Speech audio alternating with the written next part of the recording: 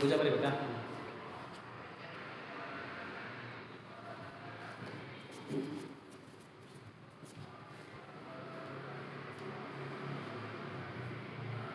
ओम सत्यदेव सत्यनारायण स्वामी महापत्र पूजानि करशे सत्यदेवान् महातुलसी वक्त्रं सत्याभि सत्यात्महाजाजे वक्त्रं सत्याभि सत्यविवान् महाचंपकवक्त्रं सत्याभि सत्यसंकल्पान् महाबिल्लवक्त्रं सत्याभि सत्याधीशा महागुरुगायकवक्त्रं सत्याभि सत्यरूपान् महासेवन्तिकावक्त्रं सत्याभि सत्यसेवान् महामृगवक्त्रं सत्याभि सत्तोष्णान् महाभवनवक्त्रं सत्याभि सत्तोग्रान् महादेववक्त्रं सत्याभि सत्यधर्मान् महाविष्णुराजवक्त्रं सत्याभि सत्य पुनः सत्येष्ठान्धा मल्लिकावक्त्रं सत्याभि सत्यशौर्यान् महाभवान्वक्त्रं सत्याभि सत्यदक्षान् महापार्जावक्त्रं पार्जावक्त्रं सत्याभि सत्यसन्तुष्टान् महापाणिकावक्त्रं सत्याभि सत्यवेदान् महापदवेवक्त्रं सत्याभि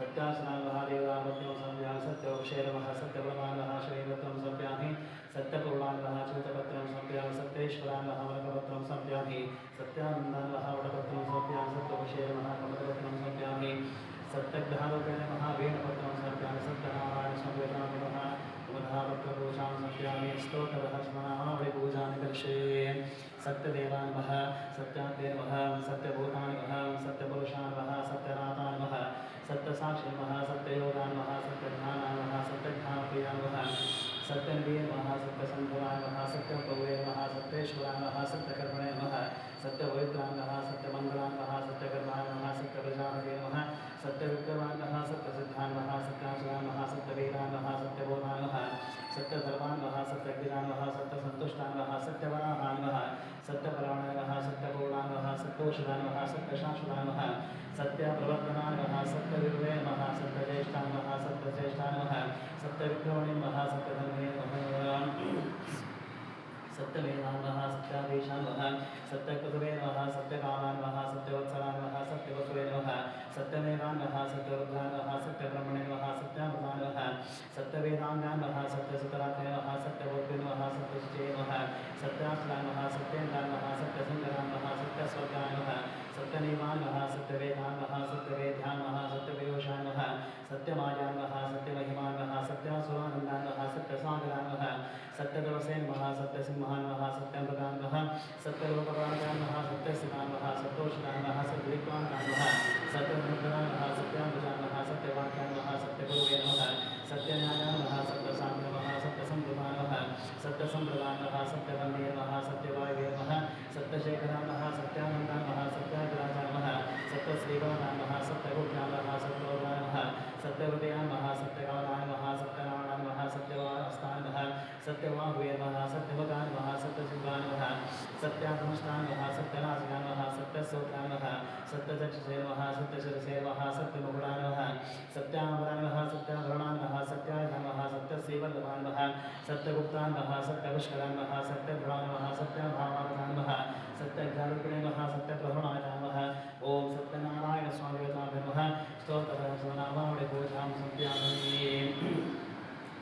महालक्ष्मीनाय नमः स्तोत्रः स्वनामावळि पूजानि करिष्ये ओम प्रकृते नमः विकृते नमः विद्याय नमः सर्वभूतैतप्रदाय नमः सिद्धाय नमः विभूते नमः सर्वे नमः ममतः परमात्मकाय नमः वाचे नमः पद्मालये नमः पद्माय नमः शुचिये नमः स्वाहा नमः सुदाय नमः सुदाय नमः धन्याय नमः हिरण्मये नमः महालक्ष्मी नमः नित्यपुष्टाय नमः गुणावरे नमः आदित्ये नमः नित्ये नमः दीप्ताय नमः वसुदाय नमः वसुदाय नमः कमलाय नमः कान्ताय नमः कामाक्षी नमः कमलसंभवाय नमः अनुग्रहप्रदाय नमः बुद्धये नमः अनगाय नमः हरिवल्लभाय नमः शोकाय नमः अमृताय नमः दीप्ताय नमः लोकशोकविनाशिने नमः धर्मनिलयाय नमः करुणाय नमः लोकमात्रे नमः पद्मप्रियाय नमः पद्मास्ताय नमः पद्माक्षी नमः पद्मसुन्दर्ये नमः पद्मोद्भाय नमः पद्ममुखे नमः पद्मनाभप्रियाय नमः पद्ममानाय नमः देवी नमः सुप्रसन्नाय नमः प्रसन्नाय लोके नमः भवान् नमः चन्द्रवदनाय नमः चन्द्राय नमः चन्द्रसहोदरी नमः चतुर्भुजाय नमः चन्द्ररूपाय नमः इन्द्राय नमः इन्द्रशीलाय नमः महल्लाञ्जनाय नमः पुष्टे नमः शिवाय नमः शिवकरे नमः सत्ये नमः विकराय नमः विष्णुवे नमः पुष्टे नमः आर्धनाशे नमः वेदवष्करे नमः शान्ताय नमः शुक्रवाय नमः सिगे नमः भास्करे नमः विद्महे नमः वरारोहाय नमः यशस्विने नमः वसुन्धराय नमः वराय नमः अरण्ये नमः एवमाने नमः धर्मामिकारे नमः सिद्धये नमः श्रेणसौम्याय नमः शुभप्रदाय नमः भुवेशकतानन्दाय नमः वरलक्ष्मी नमः सुप्रदाय नमः शुभाय नमः हिरण्यवाहनाय नमः समुत्तनयाय नमः जयाय नमः मंगलाय नमः विष्णुवक्षसहस्राय नमः विष्णुवत्ये नमः विसन्नाक्षे नमः नारायणसहस्राय नमः कान्तंसे नमः देवी नमः सर्वोपद्यमयाय नमः वदुर्गाय नमः महाकाले नमः ब्रह्मविष्णुशिवात्मकाय नमः एकाग्रसम्पदाय नमः ओम श्री भुवनेश्वर्ये नमः महालक्ष्मीगताभ्यो नमः स्तोत्रः सदनामावळि पूजां समर्पयामि स्वामित्रादेवता गायत्री संध्यां स्वाहा तत्सर्वरेण भर्गो देवस्य धीमहि यो न प्रचोदयात् सत्यं जगत्तेन प्रसञ्जामि अमृतोपसारणे स्वाहा स्वामिः रामाय स्वाहाय स्वाहाय स्वाहाय स्वाब्रह्मणे स्वाहा आंजनेय स्वामी समेत महालक्ष्मीगताः सत्यनारायण स्वामिगता नैवेद्यान्ते समाभक्षन्तः समस्तः नानीकेतमतः समस्तप्रसादं निवेदयामि मध्ये मध्ये पाण्यन्तं नभूते प्रथमोऽहं सर्वपुष्पान् क्षणां समर्पयामि शुक्लां भरधरं विष्णुं शशिवर्णं चतुर्भुजं प्रसन्नवदनं ध्याये सर्वविघ्नोपशान्तये नारायणं नमस्कृत्य दलं चैकं देवीं सरस्वतीं व्यासं ततो ಶ್ರೀಯಮುನಿರೇದ ಸ್ಕಂದಪುರಾಣದ ರೇವಾಖಂಡದಲ್ಲಿರುವ ಶ್ರೀ ಸತ್ಯನಾರಾಯಣ ಸ್ವಾಮಿಯ ಕಥಕತೆ ಪ್ರಥಮಾಧ್ಯಾಯ. ನೈಮಿಷಾರಣ್ಯವಾಸಿಗಳಾದ ಸಮಸ್ತ ಋಷಿಗಳು ಒಂದು ಕಾಲದಲ್ಲಿ ಪೌರಾಣಿಕೋತ್ತಮರಾದ ಸೂತವಾಚಿಗಳನ್ನು ನೋಡಿ ಕೇಳುವಂತವರಾಗಿದ್ದಾರೆ. ಎಲೆ ಮುನಿವರೇ, ಯಾವ ವ್ರತದ ಆಚರಣೆಯಿಂದ ಯಾವ ತಪಸ್ಸಿನಿಂದ ಅಭೀಷ್ಟವನ್ನು ಹೊಂದಬಹುದು, ಆ ಸಮಸ್ತವನ್ನು ಕೇಳಲು ಅಪೇಕ್ಷೆ ಪಡುವಂತಹ ನಮ್ಮ ಮಗಳಿಗೆ ಹೇಳುವಂತಹ ಕೃಪೆಯಿಂದ ಹೇಳುತ್ತಾರೆ. ಈ ರೀತಿ ಪ್ರಶ್ನೆ ಮಾಡುವಂತಹ ಶ್ರವಣಕಾಲನ ಕುರಿತು ಸೂತ ನುಡಿತಾರೆ.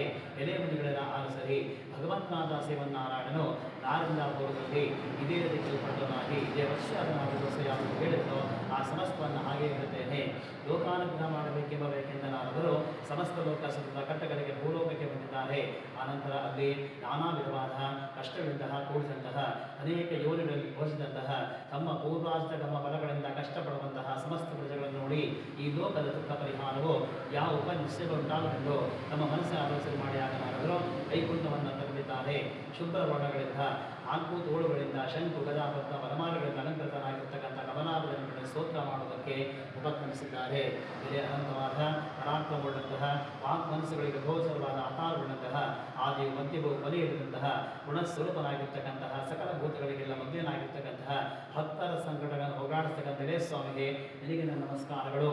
ಈ ಪ್ರಕಾರವಾಗಿ ನಾರದ ಮಹರ್ಷಿ ಹೇಳುವುದನ್ನು ಕೇಳಿಕೊಂಡು ಭಗವಂತ ಹೇಳುತ್ತಾನೆ, ಹೇಳ್ತಾನೆ, ಇದೇ ನಾಗವಾಸೆ ನಿನ್ನ ಮನಸ್ಸಿನೇನಿರುತ್ತೋ ಇದಕ್ಕೋಸ್ಕರ ಭಗವಂತನಾದೆ ಅದನ್ನು ಹೇಳಿದ ಸಮಾಧಾನ ಹೇಳ್ತೇನೆ.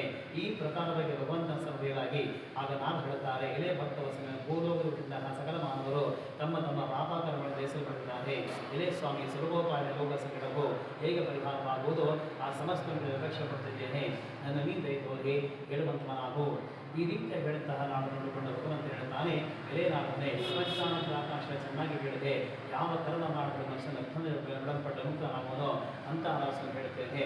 ಸ್ವಲ್ಪ ಭಕ್ತ ಲೋಕಗಳಿಗೆಲ್ಲವಾದ ಅತೀ ಪುಣ್ಯಕರವಾದ ಒಂದು ವ್ರತ ಇದೆ.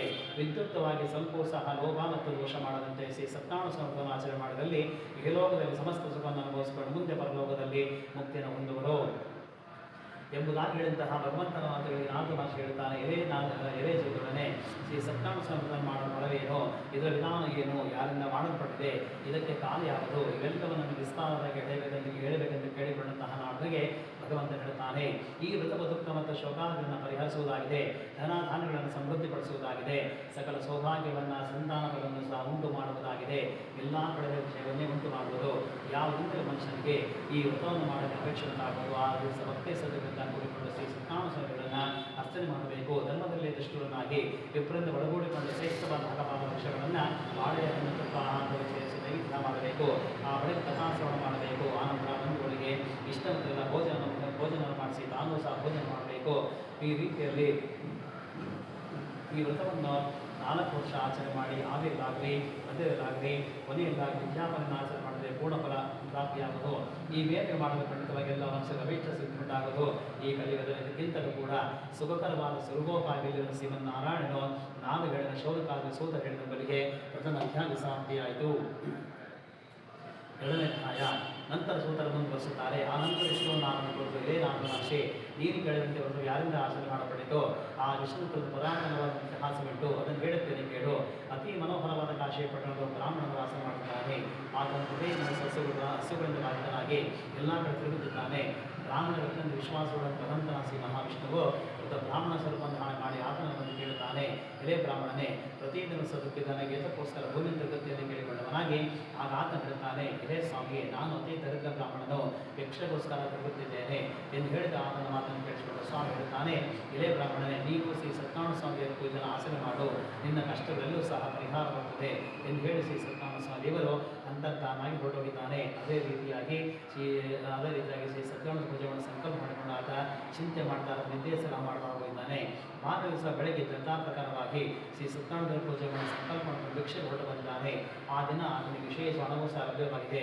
ಅದೇ ಹಣದಿಂದಲೇ ಬಂಧುಗಳೊಂದಿಗೆ ಒಳಗೊಂಡು ಶ್ರೀ ಸತ್ಯನಾರಾಯಣ ಸ್ವಾಮಿ ಪೂಜೆಯನ್ನು ವಿಶೇಷವಾಗಿ ಆಚರಣೆ ಮಾಡಿದ್ದಾನೆ.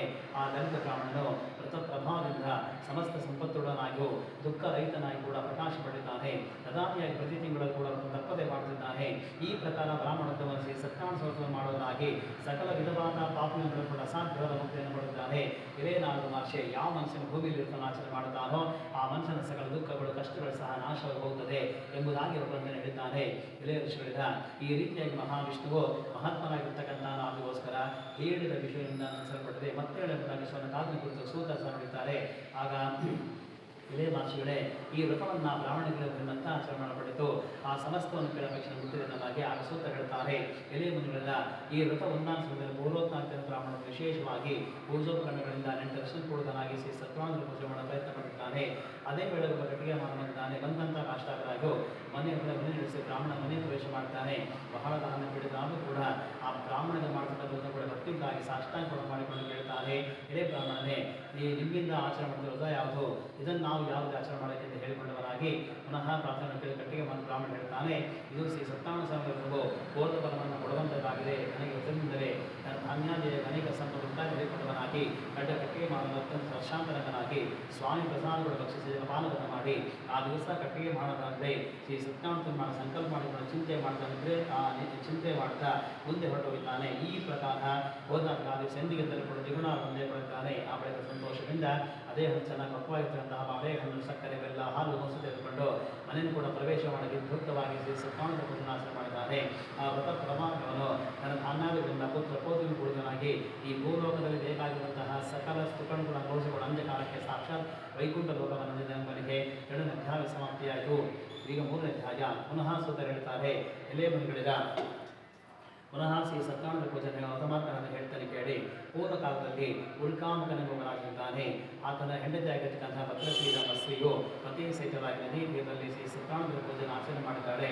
ಅದೇ ಸಮಯಕ್ಕೆ ಅಲ್ಲಿಗೆ ಹೊರತು ವ್ಯಾಪಾರಕ್ಕೋಸ್ಕರ ಬಂದು ಅವರನ್ನು ಕಂಡು ಕೈ ಬೋದ್ಕೊಂಡು ಕೇಳ್ತಾನೆ, ಇದೇ ರಾಜನೇ, ಭಕ್ತನಾಗಿ ಮನಃಶುದ್ಧಿಯಿಂದ ನೀನು ಮಾಡ್ತಿರುವುದೇನೋ ನನಗೆ ಹೇಳಬೇಕೆಂದು ಕೇಳಿಕೊಳ್ಳುವನಾಗಿ ಆಗ ರಾಜ ಹೇಳ್ತಾನೆ, ಇದೇ ವ್ಯಾಪಾರಿಗೆ ಬಂಧುಗಳಿಂದ ಒಳಗೂಡಿಕೊಂಡು ಪುತ್ರ ಪೇಶಗಳು ನಾನು ಸಕಲ ಇಷ್ಟಾರ್ಥಿ ಕೊಡ್ತಕ್ಕಂತಹ ಶ್ರೀ ಸತ್ಯನಾರಾಯಣ ಪೂಜೆ ಮಾಡ್ತಿದ್ದೇನೆ ಎಂದು ಹೇಳಿದ ರಾಜನ ಮಾತನ್ನು ಕೇಳಿಸಿಕೊಂಡಿದೆ. ರಾಜನೇ, ನನಗೂ ಸಹ ಸಂತಾನ ಫಲ ಬೆಳೆದ ಕಾರಣ ಈ ವ್ರತ ಪ್ರವಾ ನಿಶ್ಚಯ ಸಂತಾನ ನಂಬಿದ್ದೇನೆ ಆಗಿ ಈ ವ್ರತ ವಿಧಾನ ತಿಳಿಸಬೇಕೆಂದು ಕೋರಿ ರಾಜನೆಲ್ಲೋ ಸಹ ಎಳೆದುಕೊಂಡು ವ್ಯಾಪಾರ ಹಿಂದರಿಗೆ ಬಹು ಸಂತೋಷಪಟ್ಟು ತನ್ನ ಮನೆಗೆ ಬಂತಾನೆ. ತನ್ನ ಹೆಂಡತಿಗೆ ಹೇಳ್ತಾನೆ, ಯಾವಾಗ ನಮಗೆ ಸಂತಾನ ಫಲ ಪ್ರಾಪ್ತಿಯಾಗುವುದೋ ಹಾಗೆ ಸತ್ಯನಾರಾಯಣ ಪೂಜೆ ಮಾಡಿ ಸಾರಿಸಿಕೊಂಡಿದ್ದಾರೆ. ಈಗಲೂ ಶ್ರೀ ಲೀಲಾವತಿ ಪೂಜೆಗಳ ಸಂತೋಷ ಒಳಗೊಳ್ಳಲಾಗಿ ಶ್ರೀ ಸ್ವಾಮಿ ಪ್ರಭಾವದಿಂದ ಆ ದಿನ ಗರ್ಭವನ್ನು ಕೂಡ ಧರಿಸಿದ್ದಾಳೆ. 10ನೇ ತಿಂಗಳಿಗೆ ಪುತ್ರಿಕಾರತ್ನ ಪಡೆದಿದ್ದಾಳೆ. ಶುಕ್ಲ ಪಕ್ಷದಿಂದ ಉಪಾಧ್ಯ ಕನ್ಯಾ ಪಡೆದ ಕೊಡುತ್ತೆ ಪಡೆದ ಕಲಾವಂತ ನಾಮಕರಣ ಮಾಡಲ್ಪಟ್ಟಿದ್ದಾಳೆ. ಲೀಲಾವತಿ ನಾರಿನ ಪತಿಯನ್ನು ಕೇಳ್ತಾಳೆ, ಇದೇ ಸ್ವಾಮಿಗೆ ಇನ್ನು ಏತಕ್ಕಾಗಿ ನೀವು ಶ್ರೀ ಸತ್ಯನಾರಾಯಣ ಪೂಜೆ ಮಾಡಲೇ ಕೇಳಿಕೊಳ್ಳುವುದಾಗಿ ಆಗ ಆತ ಹೇಳಿದರೆ ಹೇಳೆ, ಈಕೆಯ ವಿವಾಹ ಸಮಾಧಾನಪಡಿಸಿ ವ್ಯಾಪಾರಕ್ಕಾಗಿ ಮುಂದೆ ಹೊರಟೋಗಿದ್ದಾನೆ. ಕಲಾವಂತ ಎಂಬ ಕನ್ಯೆಯು ತಂದೆ ಮೇಲೆ ಬೆಳೆತಿದ್ದಾಳೆ. ಆ ಬಳಿಕ ವರ್ತಕನು ಅವರ ಧರ್ಮ ಮತ್ತು ಪದ್ಧತಿ ಮೇಲೆ ಚಾರನ್ನು ಕೂಡ ಜಾಗೃತಿಯಾಗಿ ಮಗಳ ವಿವಾಹಕ್ಕಾಗಿ ಒಬ್ಬ ವರನ್ನು ಹುಡುಕೊಂಡು ಬರುವಂತೆ ಕಳಿಸಿದ್ದಾರೆ. ಈ ರೀತಿ ಹೋದಂಥ ಚಾರು ಕಾಂಸನ ಪಟ್ಟಣ ಸೇರಿದ್ದಾರೆ.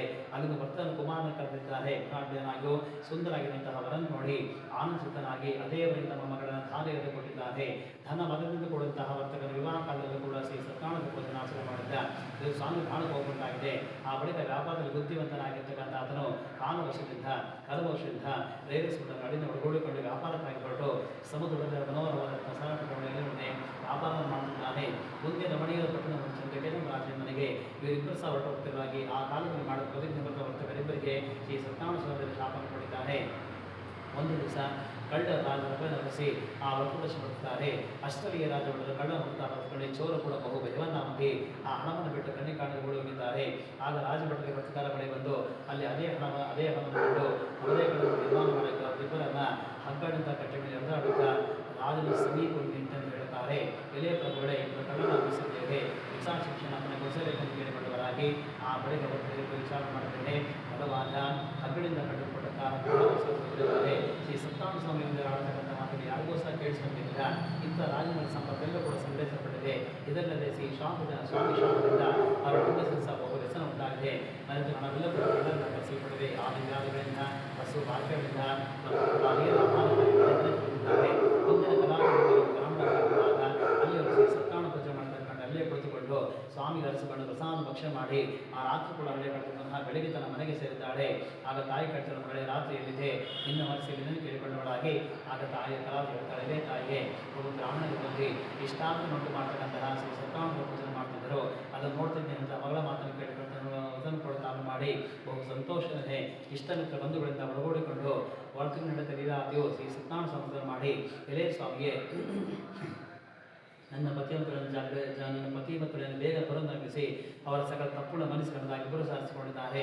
ಈ ವ್ರತವನ್ನು ಮಾಡಿದ ಸಂತೋಷ ಸತ್ಯನಾರಾಯಣ ಸ್ವಾಮಿಯು ಆ ರಾಜನ ಕಾಣಿಸಿಕೊಂಡು ಹೇಳ್ತಾನೆ, ಎಲೆಯ ರಾಜನೇ, ನಾಳೆ ಪ್ರಾತಃಕಾಲದಲ್ಲಿ ಅವರ ಬಿಡುಗಡೆ ಮಾಡು, ಇದನ್ನು ನಾಶ ಮಾಡುತ್ತೇನೆ ಎಂದು ಸತ್ಯನಾರಾಯಣ ಸ್ವಾಮಿ ದಾನವಾಗಿ ಹೊರಟಿದ್ದಾನೆ.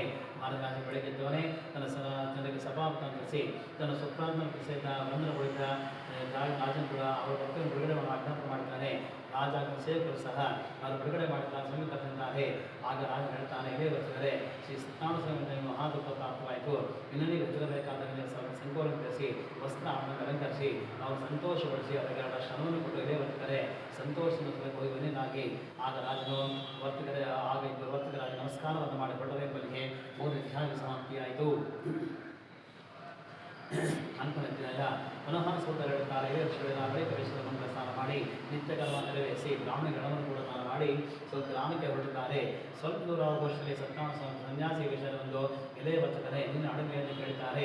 ಆಗ ಅವರು ಹೇಳುತ್ತಾರೆ, ಸನ್ಯಾಸಿಗೆ ನಮ್ಮ ಮನೆಗೆ ಎಲೆ ಮತ್ತು ಬಳ್ಳಿಗಳಿವೆ ಎಂದೇಳುತ್ತಹ ಅಸತ್ಯವಾದ ಮಾತನ್ನು ಕಟ್ಟಿಕೊಂಡ ಸ್ವಾಮಿಯು ನಿಮ್ಮ ಮಾತು ಯಥಾರ್ಥವನ್ನು ಹೊರಡುತ್ತಾನೆ. ಆಗ ವರ್ತಕರು ಸ್ವಲ್ಪ ಪ್ರಯಾಣ ಮಾಡಿ ಪುನಃ ಅಡಗಿದಾಗ ಅಲ್ಲಿರ್ತಕ್ಕಂಥ ಎಲೆ ಮತ್ತು ಬಳ್ಳಿ ಅವನು ದಾಸನಾಗಿ ಮೂರ್ತಿ ಹೊರಟೋಗಿದ್ದಾನೆ. ಪುನಃ ಎಚ್ಚೆತ್ತನಾಗಿ ದುಃಖದ ಪ್ರವಾಹ ಮಾಡ್ತಿರುವಂತಹ ಮಾವನಿಗೆ ಅಡೆ ನೀಡುತ್ತಾನೆ. ಎಲೆ ಮಾವನ ಏಕ ಪಡ್ತಿದೆ, ಸನ್ಯಾಸದಿಂದ ನಮಗೆ ಶಾಪ ಹೊರಪಟ್ಟಿದೆ, ಅದಕ್ಕೆ ನಮಗೆ ಈ ರೀತಿ ಆಗಿದೆ. ಆದರೆ ನಾವು ಶರಣಾಗತರಾದರೆ ನಮ್ಮ ಉದ್ದೇಶಗಳಿಂದ ಅಡೆಯ ಮಾತನ್ನು ಕೇಳಿಸಿಕೊಂಡು ಪುನಃ ಸಮೀಪ ಹೊತ್ತಿ ನಮಸ್ಕಾರವನ್ನು ಮಾಡಿ ಕೇಳಿಕೊಡುತ್ತಾನೆ.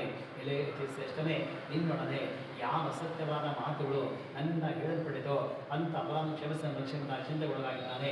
ಆಗ ಸ್ವಾಮಿ ಹೇಳುತ್ತಾನೆ, ಎಲೆ ದುರ್ಬುದ್ಧಿಗಳೇ, ನನ್ನ ಮಾತನ್ನು ಕೇಳಿರಿ, ದುಃಖಿಸಬೇಡಿರಿ. ನನ್ನ ಪೂಜೆ ಮಾಡಿದ ಮಕ್ಕಳಾಗಿ ನನ್ನ ಆಜ್ಞೆಯಿಂದ ಬಾರಿ ಸ್ವಲ್ಪ ಪಡುತ್ತಾ ಬಂದಿರುವಿರಿ ಎಂಬುದಾಗಿ ಹೇಳಿದಂತಹ ಭಗವಂತನ ಮಗನಿಗೆ ಒಟ್ಟನ ಸೂತ್ರವನ್ನು ಕಲಿಸಿದ್ದಾನೆ. ಎಲೆ ಸ್ವಾಮಿ, ಬ್ರಹ್ಮಾಂಡ ಸಮಸ್ಯೆ ಗುಣದ ಮಾಹಿತಿ ಮುಂದಾಗಿದ್ದಾರೆ. ವಿದ್ಯುಕ್ತವಾಗಿ ನಾನು ಖಂಡಿತ ಮಾಡಲು ನಮ್ಮನ್ನು ಕರುಣಿಸು, ನಮ್ಮ ಅಪರಾಧ ಕ್ಷಮಿಸಿ ರಕ್ಷಣೆಗಾಗಿ ಪ್ರಾರ್ಥನೆ ಮಾಡಿದ ಮತ್ತು ಸತ್ಯನಾರಾಯಣ ಸ್ವಾಮಿದೇವರು ಅನೇಕ ವರಗಳನ್ನು ಪೂರ್ವ ಧರ್ಮ ಅಂತರ್ಗತನಾಗಿ ಹೊರಟೋಗಿದ್ದಾನೆ. ಆಗ ವರ್ತಕರ ಮತ್ತು ಈ ಸತ್ಯನಾರಾಯಣ ಸ್ವಾಮಿಯಿಂದ ಆ ದ್ರವ್ಯ ತುಂಬಿದ ಸಂತೋಷದಿಂದ ಈ ಸ್ವಾಮಿನ ಪೂಜೆ ಮಾಡಿಕೊಂಡು ಆದ ನಂತರ ನಮ್ಮ ದೇಶ ಕೊಡುವಂತಾನೆ. ಇದನ್ನು ತಿಳಿಸಿ ಸೇವಕಂತ ಮನೆ ಕಳಿಸಿಕೊಡ್ತಾನೆ. ಆದೂತನ ಪಟ್ಟಣ ಪ್ರವೇಶ ಮಾಡಿ ನಡೆದುಕೊಂಡು ಹೇಳ್ತಾನೆ, ಇದೇ ತಾಯಿಗೆ ಇನ್ನೊಂದು ಬಂದಿದ್ದಾರೆ ಶುಭವಾರ್ತೆಯನ್ನು ಆಕೆ ಹೇಳಿದ್ದಾನೆ. ಈ ಪ್ರಕಾರದಂತಹ ದೂತನ ಮಾತನ್ನು ಕೇಳಿದಂತಹ ವರ್ತಕರ ಸಂತೋಷವನ್ನು ಶ್ರೀ ಸತ್ಯನಾರಾಯಣ ಸ್ವಾಮಿ ಭೋಜನಾಚರಣೆ ಮಾಡಿ ನನ್ನ ಮಗಳಿಗೆ ಹೇಳ್ತಾನೆ, ಎಲೆ ಮಗಳೇ, ಪದವಿ ನೋಡು ಶೀಘ್ರ ಹೊರಡೋಣ, ಸಿದ್ಧರಾಗಿದ್ದಾಗಿ ಆಗ ತಾಯಿ ಮಾತನ್ನು ಕೇಳಿದಾಗ ಮಾಡುತ್ತಿದ್ದ ಕೂಡ ಮುಗಿಸಿ ಪ್ರಸಾದ ಹೊರಟಿದ್ದಾರೆ. ಇದರಿಂದ ಪುನಃ ಶ್ರೀ ಸತ್ಯನಾರಾಯಣ ಸ್ವಾಮಿ ಕೋಪಗೊಂಡಿದ್ದಾನೆ. ಆಕೆಯ ಪತಿಯನ್ನು ಜನಗಳಿಗೆ ಸಂಹಾರ ಮಾಡಿದ್ದಾನೆ. ಆ ಬಳಿಕಲಾತು ತನ್ನ ಪತಿ ಕಂಡು ದೂರಿದ್ದಾಳೆ. ಎಲ್ಲರೂ ಸಹ ಆಲೋಚನೆ ಮಾಡುತ್ತಾರೆ. ಲೀಲಾವತಿಗೂ ಆ ಮಗಳ ಅವಸ್ಥೆ ಕಂಡಾಡ್ತಾ ಆಕೆಯ ಪತಿಯನ್ನು ಅಪ್ಪಿಕೊಂಡಿದ್ದಾಳೆ. ಇತ್ತ ಪತಿಯನ್ನು ಕಳೆದುಕೊಂಡು ಕಲಾತು ಮಗನ ತನ್ನ ಪತಿನಿಷ್ಠವಾದ ಅತ್ಯಂತ ದುಃಖದಿಂದ ನನ್ನ ಪತಿಯ ಪಾಲನೆ ತೆಗೆದುಕೊಂಡ ಕೂಡ ಸಹವನ್ನು ಮಾಡಲು ಮನವೀಕ್ಷೆ ಮಾಡಿದ್ದಾಳೆ. ಈ ಪ್ರಕಾರ ಬಾಲಕೃಷ್ಣನ ವೀಕ್ಷನು ಅದನ್ನು ಇಬ್ಬರು ಸಾಹಸ ಮಾಡಿದ್ದಾರೆ. ಈ ಸತ್ಯನಾರಾಯಣ ಸ್ವಾಮಿಯವರ ಅನುಭವ ಅದೃಶ್ಯವಾಗಿ ಹೇಗೆ ಹೋಗಿದೆ, ಈ ಸತ್ಯನಾರಾಯಣ ಸ್ವಾಮಿಯವರೇ ಮಾಡಿದ್ದಾನೆ ಅಥವಾ ಸತ್ಯನಾರಾಯಣ ರಾಜಾಪಾಶ ಭ್ರಾಂತನಿರುವೇನೋ ಎಂದು ಹೇಳಿಕೊಂಡವನಾಗಿ ಪುನಃ ಎಲ್ಲರ ಸಮಕ್ಷದ ಮನೋರಥ ರೀತಿಯಲ್ಲಿ ಕೇಳ್ತಾನೆ, ನಾನು ಆಪಾದಾನವಾಗಿದ್ದಂತಹ ಸತ್ಯನಾರಾಯಣ ಪುನಃ ಆಚರಣೆ ಮಾಡ್ತೇನೆ. ಹೀಗೆ ಪ್ರಾರ್ಥನೆ ಮಾಡಿಕೊಂಡು ಪುನಃ ಶ್ರೀ ಭೂಮಿ ಎದುರ್ಕಂಡವನ್ನು ನಮಸ್ಕಾರ ಮಾಡಿದ್ದಾನೆ. ಆ ಕಾಲದಲ್ಲಿ ಸತ್ಯನಾರಾಯಣ ನಷ್ಟವಾಗ್ತಾನೆ. ಆನಂತರ ಆಕಾಶವಾಣಿ ಮೇಲೆ ಇದೇ ವೈಷ್ಣವೇ, ನಿನ್ನ ಮಗಳು ಪ್ರಸಾದ ಕಡೆಗೆ ಬಂದಾಳೆ, ಅದಕ್ಕೆ ಈ ರೀತಿಯಾಗಿದೆ. ಇದಕ್ಕೋಸ್ಕರ ಮನೆಗೋಸ್ಕರ ಗೃಹರಕ್ಷಣೆ ಮಾಡಿ ಬಂದರೆ ಆಕೆ ಪತಿಯನ್ನು ಹೊಂದುಗಳು ಕಲಾ ಹೀಗಳಿಂದ ಆಕಾಶವಾಣಿ ಮಾತನ್ನು ಕೇಳಿಸಿ ಬೇಗ ಮನೆಗೆ ಹೋಗಿ ಪ್ರಸಾದ ರಕ್ಷಣೆಯಲ್ಲಿ ಬಂದಾಗ ಅವಳಿಗೆ ತನ್ನ ದೃಷ್ಟಿ ಗೋಚರವಾಗಿದ್ದಾರೆ. ಅವಳು ತುಂಬ ಸಂತೋಷ ಉಂಟಾಗಿದೆ. ಹಾಗೂ ತನ್ನ ತಂದೆ ಕೊಟ್ಟು ಹೇಳ್ತಾಳೆ, ಎಲೆ ತಂದೆಗೆ ಮನೆಗೆ ಹೋಗೋಣ, ವಿಳಂಬ ಏತಕ್ಕೆ ಮಾಡ್ತೀರಿ. ಈ ಪ್ರಕಾರ ಹೇಳಿದಂತಹ ಮಗಳ ಮಾತನಾಡಿ ಬಹಳ ಸಂತೋಷ ಉಂಟಾಗಿದೆ. ಆ ಸತ್ಯನಾರಾಯಣ ಪೂಜೆ ಮಾಡ್ತಕ್ಕಂಥ ಪ್ರತಿ ಮಾಸ ಪೂರ್ಣಿಮೆ ಸಂದರ್ಭ ವರ್ಷಕಾಲದಲ್ಲೂ ಕೂಡ ಈ ಸತ್ಯನಾರಾಯಣ ಪೂಜೆ ಆಚರಣೆ ಮಾಡಿದ್ದಾರೆ. ಈ ಪ್ರಕಾರ ನಿಯುಕ್ತವಾಗಿ ಸತ್ಯನಾರಾಯಣ ಪೂಜೆ ಮಾಡಿಕೊಂಡು ಈ ಮಕ್ಕಳ ಸಕಲ ಸುಪರ್ಣ ಸ್ವಂತ ಕಾಲಕ್ಕೆ ಸಾಕ್ಷಾತ್ ಬೇಡಿಕೊಂಡಿರುವವರಿಗೆ 4ನೇ ಅಧ್ಯಾಯ ಸಮಾಪ್ತಿಯಾಯಿತು. ಕೊನೆಯ ಅಧ್ಯಾಯ ಪುನಃ ಸೂತ್ರ ಹೇಳುತ್ತಾರೆ, ಹಿರಿಯ ಋಷಿಗಳಿಂದ ನಾನು ಇನ್ನೂ ಒಂದು ಕಥೆ ಹೇಳ್ತೇನೆ. ಪೂರ್ವದಲ್ಲಿ ಅಂಗ ಧ್ವಜನನ್ನು ಪ್ರಜಾಪಾಲನೆ ಮಾಡುವುದರಲ್ಲಿ ಅತ್ಯಾದ ಉಳ್ಳವನಾಯಿತನು. ಆ ರಾಜನು ಶ್ರೀ ಸತ್ಯನಾರಾಯಣ ಪ್ರಸಾದ ಪರಿತ್ಯಾಗ ಮಾಡಿದರೆ ಅತಿ ದುಃಖದಾಗಿದ್ದಾನೆ. ಏಕೆಂದರೆ ಒಂದು ದಿನದ ನಡುಕು ಸಿಂಹವೇನಾಗಿ ಅನೇಕರನ್ನು ಸಂಹಾರ ಮಾಡಿ ತನ್ನ ಅಧ್ಯಕ್ಷ ಕೂಡ ಹೊಂದಿಕೊಂಡು ಸಂತುಷ್ಟವಾಗಿ ಭಕ್ತಿತ ಅಂತಗಳ ಸತ್ಯನಾರಾಯಣ ಪೂಜೆ ಮಾಡ್ತಿದ್ರು. ಇದು ನೋಡಿದ ಅಲ್ಲಿ ಹೋಗಲಿಲ್ಲ. ಈ ಸ್ವಾಮಿ ನಮಸ್ಕಾರವನ್ನು ಕೂಡ ಮಾಡಲಿಲ್ಲ. ಏಕಾಂತಕ ಸಮಸ್ತ ಗೋಪಾಲ ಪ್ರಸಾದವನ್ನು ಉಳಿದ್ದಾರೆ ಮತ್ತು ಎದುರು ಭೋಜನ ಕೂಡ ಮಾಡಲ್ಲೇ ಉಳಿದ್ದಾರೆ. ಆನಂದರಾಜನು ಆ ಪ್ರಸಾದವನ್ನು ಪರಿತ್ಯಾಗ ಮಾಡಿ ಕಳಗಿದುಕೊಂಡಿದ್ದಾನೆ. ಆ ರಾಜ 100 ಮಂದಿ ಮಕ್ಕಳು ಧನ ಧಾನ್ಯಶ್ವರ ನಾಶವಾಗಿ ಹೊರಟೋಗಿದೆ. ಆ ಗೌನಿ ಯೋಚನೆ ಮಾಡಿದ ಸಕಲವನ್ನು ಕೂಡ ಶ್ರೀ ಸತ್ಯನಾರಾಯಣ ನಿಷ್ಠ ಮಾಡಿದ್ದಾನೆ. ಅಂತ ಯಾವ ಸ್ಥಳದಲ್ಲಿ ಸತ್ಯದಲ್ಲಿ ಪೂಜೆ ಆಯಿತು ಆ ಸ್ಥಳಕ್ಕೆ ಮನೋರಕ್ಷೆ ಮಾಡಿದ್ದಾನೆ ಮತ್ತು ಭಕ್ತಿಯನ್ನು ಸತ್ಯನಾರಾಯಣ ಪೂಜೆ ಮಾಡಿದ್ದಾನೆ. ಅನಂತರ ಪ್ರಸಾದದಿಂದ ಧನದಾನ ಕೊಟ್ಟರೇಶ್ವರ ಪುನಃ ಹೊಂದಿದವನಾಗಿ ಈ ಲೋಕದಲ್ಲಿ ಸಂಪೂರ್ಣ ಸುಖವನ್ನು ಅನುಭವಿಸಿಕೊಡಂತೆ ಕಾಲಕ್ಕೆ ಸಾಕ್ಷಾತ್ ಬೇಕೊಂಡಿದ್ದಾನೆ. ಈ ಪ್ರಕಾರವಾಗಿ ಪರಮದುಲ್ಲವಾದ ಯೋಜನೆ ಆ ಮನುಷ್ಯನು ಮಾಡ್ತಾನೋ ಅದನ್ನು ಸತ್ಯನಾರಾಯಣ ಧನದಾನ ಮುಕ್ತವಾಗ್ತದೆ ಮತ್ತು ಯಾವನು ಧನ ಪ್ರಾಪ್ತಿ ಆಗ್ತದೆ ಅಲ್ಲಿ ಸಂಸಾರ ಮುಕ್ತನಾಗ್ತಾನೆ. ಅವರುಗಳು ಈ ಲೋಕದಲ್ಲಿ ಸಂಪೂರ್ಣ ಸುಖವನ್ನು ಅನುಭವಿಸಿಕೊಂಡಂತೆ ಕಾಲಕ್ಕೆ ಸಾಕ್ಷಾತ್ ಬೇಕೊಂಡಿದ್ದಾರೆ. ಇದು ಸತ್ಯವಾದ ಮತ್ತೆ ಸೂತ್ರ ಹೇಳ್ತಾರೆ. ಇದೇ ಮನುಷ್ಯರ ಈ ಪ್ರಕಾರ ಶ್ರೀ ಸತ್ಯವನ್ನು ಮಾಡಿಸಿದ್ದೇನೆ. ಈ ವೃತ ಮಾಡಿದ ಸಂಪೂರ್ಣ ಸತ್ಯವಾಗಿ ಸಮುಕ್ತರಾಗ್ತಾರೆ. ಕಲಿಯುಗದಲ್ಲಿ ಶ್ರೀ ಸತ್ಯನಾರಾಯಣ ವಿಶೇಷ ಬೋಧಕಗಳನ್ನು ಎಲ್ಲರಿಸಿಕೊಡುವಂತಾಗಿದ್ದರೆ ಈಗ ಭಗವಂತನ ಕಲಿಯುಗದಲ್ಲಿ ಸತ್ಯನಾರಾಯಣ ನಡೆಸಿಕೊಳ್ತಾರೆ.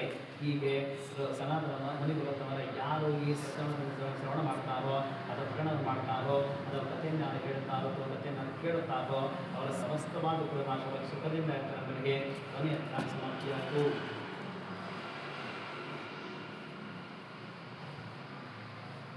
ಓಂ ಸಹಸ್ರಶೀರ್ಷಂ ದೇವಂ ವಿಶ್ವಾಕ್ಷಂ ವಿಶ್ವಶಂಭುವಂ ವಿಶ್ವನ್ನಾನಾಗಣಂ ದೇವಮಕ್ಷರಂ ಪರಮಂ ಪದಂ ವಿಶ್ವತಃ ಪರಮಾನ್ ನಿತ್ಯಂ ವಿಶ್ವಂ ನಾನಾಗಣಂ ಹರೇ ವಿಶ್ವಮೇವೇದಂ ಪುರುಷಸ್ತದ್ವಿಶ್ವಮುಪಜೀವತಿ ತದಿಂ ವಿಶ್ವಸ್ಯಾತ್ಮೇಶ್ವರಗಂ ಶಾಶ್ವತಗಂ ಶಿವಮಚ್ಯುತಂ ಆನಾಗಣಂ ಮಹಾಕೇಶಂ ವಿಶ್ವಾತ್ಮಾನಂ ಪರಾಗಣಂ ಆನಾಗಣಪರೋ ಜ್ಯೋತಿರಾತ್ಮಾನಾಗಣಪರಃ ನಾನಾಗಣಪರಬ್ರಹ್ಮ ತತ್ಪನ್ನಾನಾಗಣಪರಃ ನಾನಾಗಣಪರೋ ಧ್ಯಾನಾಗಾನನ್ನಾನಾಗಣಪರಃ ಯಚ್ಚ ಕಿಂಚಿತ್ ಜಗತ್ಸರ್ವಂ ದೃಶ್ಯತೆ ಸ್ತೂಯತೆ ವಿಭವ ಅಂತರ್ಬಹಿಶ್ಚ ತತ್ಸ सर्वं ह्यक्कनारागणस्थितः अनन्तमव्ययं कविगं समुद्भेदं विश्वशम्भुवं पद्मकोशापतिकाशहृदयां चाप्यथोमुख अधो निष्ठावितस्यान्तेनाभ्यामुपरि तिष्ठति गानमादातुलं भाति विश्वस्यायतनं महत् सन्ततकं शिलाविस्तुलं भत्यापोषदं दिवं तस्यान्ते सुचरकं सूक्ष्मं तस्मिन् सर्वं प्रतिष्ठितं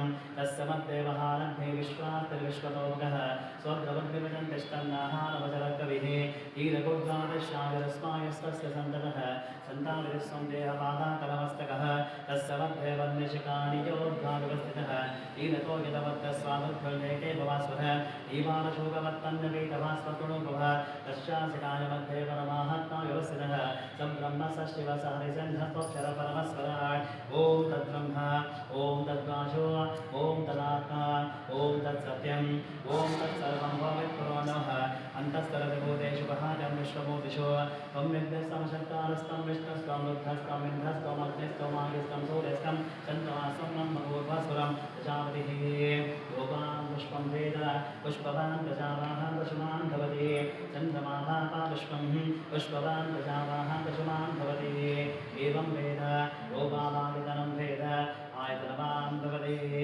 अग्निर्वावादितनम् आयतनवान् भवति योऽग्निरादितनं वेद आयतनवान् भवति आपो वैयाग्नेरादितनम् आयतनवान् भवति एवं वेद योगामादितनं वेद आयतनवान् भवति आयुर्वावायतनम् आयतनवान् भवति योगायोनादितनं वेद आयतनवान् भवति आपो वैवायोनादितनम् आयतनवान् भवति एवं वेद योगामादितनं वेद आयतनवान् भवति असो वैकपन्नमादितनम् आयतनवान् भवति यो विश्वदवद आदितनं वेद आयतनवान् भवति आपो वैयामुष्यदवद आदितनम् आयतनवान् भवति एवं वेद योगामादितनं वेद आयतनवान् भवति चन्द्रमाभावादितनम् आयतनवान् भवति यस्कन्दवस आदितनं वेद आयतनवान् भवति आपो वै चन्द्रमस आदितनम् आयतनवान् भवति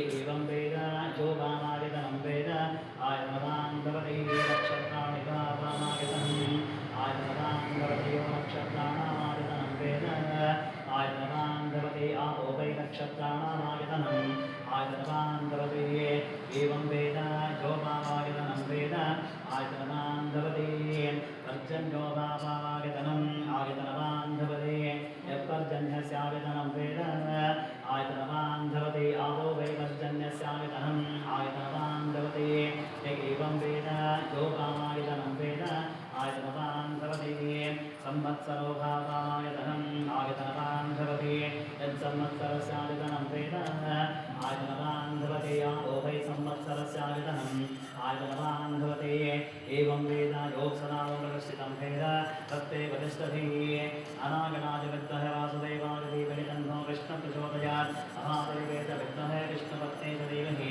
तन्नो लक्ष्मी प्रचोदयात् एकदन्ताय विद्महे वक्रतुण्डाय धीमहि तन्नो दन्ते प्रचोदयात् तत्पुरुषाय विद्महे महादेवाय धीमहि तन्नो रुद्रः प्रचोदयात् गणाधिकाय विद्महे कर्मसिद्धये च धीमहि तन्नो गौरी प्रचोदयात् तत्पुरुषाय विद्महे सुवर्णपक्षाय धीमहि तन्नो गरुडः प्रचोदयात् तत्पुरुषाय विद्महे चक्रतुण्डाय धीमहि तन्नो नन्दी प्रचोदयात् नासरदाय विद्महे जानकीवल्लभाय धीमहि तन्नः श्रीरामचन्द्रः प्रचोदयात् आञ्जनेयाय विद्महे महाबलाय धीमहि तन्नो हनुमान् प्रचोदयात् वज्रनकाय विद्महे ज्येष्ठतमष्टाय धीमहि तन्नो नारसिंहः प्रचोदयात् वेदात्मनाय विद्महे हिरण्यगर्भाय धीमहि तन्नो ब्रह्म प्रचोदयात् वैश्वानराय विद्महे राजेयाय धीमहि तन्नो अग्नि प्रचोदयात् भास्कराय विद्महे महाबलकराय धीमहि तन्नो आदित्य प्रचोदयात् हंसाय विद्महे परमहंसाय धीमहि तन्नो हंस प्रचोदयात् पाञ्चजन्याय विद्महे वामवानाय धीमहि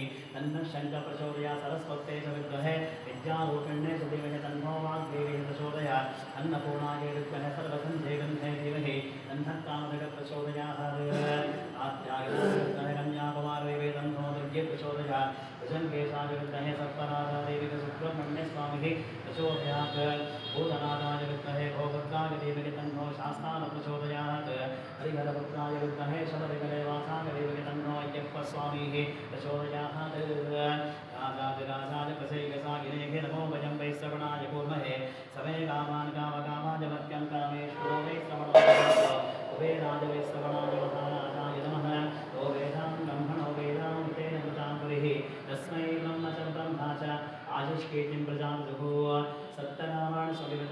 स्वस्तिः वेदोक्तसारः मन्त्रपुष्पं समर्पयामि।